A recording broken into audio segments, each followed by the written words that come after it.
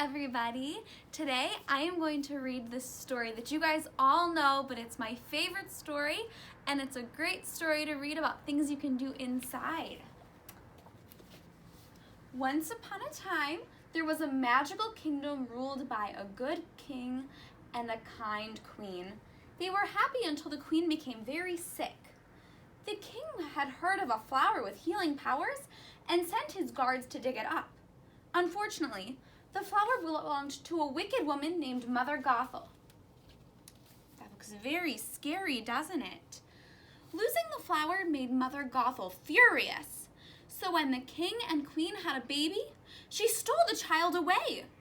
Mother Gothel hid the girl, Rapunzel, in a secret tower for almost 18 years. It turned out that Rapunzel's hair, which was magnificently long, had the same healing powers as the flower. Mother Gothel used it to keep herself young and never told the girl that she wasn't really her mother. The queen and king never forgot their lost princess. Each year, on her birthday, they sent lanterns floating through the night sky. Rapunzel didn't know that the floating lights she saw from her window were lanterns, and her dearest wish was to see the lights up close. Not just from my window, she said. But Mother Gothel wouldn't let her go. She needed Rapunzel's magic in order to stay young. Instead, she told Rapunzel that the world outside was a scary place, too dangerous for her. "Trust me, my pet," she said. Mother knows best. One day, Mother Gothel went away. Before long, someone climbed the tower. He slipped through the window and, bang! Rapunzel knocked him out with a frying pan. The man, Flynn Rider, was a thief on the run from the palace guards. Rapunzel searched his bag. Inside was a stolen crown. She tried it on. Rapunzel knew that there was only one chance to see the floating lights. Flynn could be her guide outside the tower. When Flynn woke up, she offered him a deal. "Deal?" Flynn asked. He was still dazed from the frying pan. Rapunzel showed him the painting of the lights. "Take me to these," she said. Flynn shook his head. "No can do." He did not want to go to the city. He was trying to hide from the Stabbington brothers, two thieves he'd been in business with. The palace guards were also still chasing Flynn. Look how fun that looks. She's climbing her hair. But Rapunzel had a bargaining chip, the crown. She'd return it only if Flynn helped her. So Flynn reluctantly climbed down the tower, and Rapunzel used her hair to lower herself to the ground.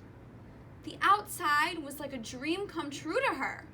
She'd never run through grass before, or climbed a tree, or sat in a field of flowers. Still, she felt very nervous. Mother Gothel had said the outside world was scary, and Mother Gothel wouldn't lie.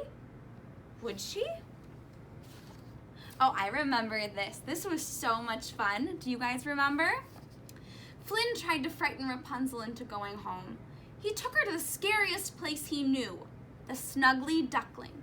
It was a tavern full of thugs. The thugs glared at Rapunzel, but when she sang about her dream of seeing the lanterns, they all became friends. The men even showed Rapunzel and Flynn a secret passage out of the tavern. Just in time, too. The palace guards had tracked down Flynn and his stolen crown. Oh no. As they were escaping, Flynn hurt his hand on a sharp rock. That night, Rapunzel wrapped her hair around it, and his hand was healed. Do you see it lighting up? She's healing his hand. Now Flynn was amazed, so Rapunzel explained about her magical hair. But once it's cut, she said, it loses its power. They sat close together by the campfire. Flynn was starting to fall for Rapunzel, and Rapunzel liked Flynn a lot too, but could she trust him? Meanwhile, Mother Gothel had discovered that Rapunzel was gone.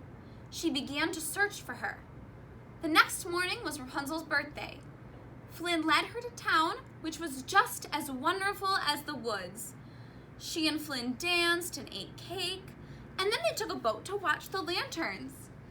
For the best day of your life, I figure you should have a decent seat, Flynn said. Look how beautiful it is.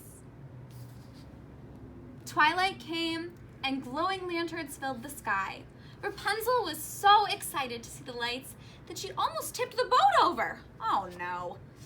I have something for you too, she told Flynn. She handed him the crown. She finally trusted him. Flynn knew what he had to do. Flynn went ashore and tried to give the crown to the Stabbington brothers, but the thieves knocked him out. Then they found Rapunzel and convinced her that Flynn had given her up. A fair trade, they said, a crown for the girl with magic hair. No, Rapunzel cried. She tried to run away, but she couldn't. Thump! Crash! Mother Gothel rushed in. She rescued Rapunzel from the thieves. She didn't tell Rapunzel she told the brothers to try to capture her in the first place. Mother Gothel and Rapunzel returned to the tower, but Rapunzel couldn't stop thinking of everything she'd seen. Suddenly, all the pieces fell into place.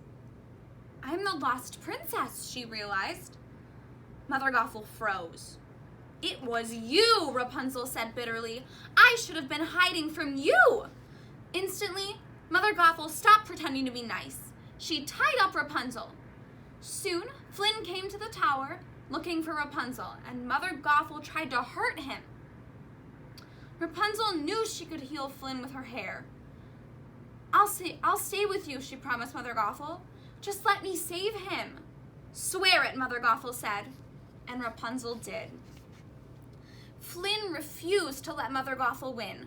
Stabbing a shard from a broken mirror, he sliced off Rapunzel's hair. Immediately, it turned brown. What have you done? Mother Gothel shrieked.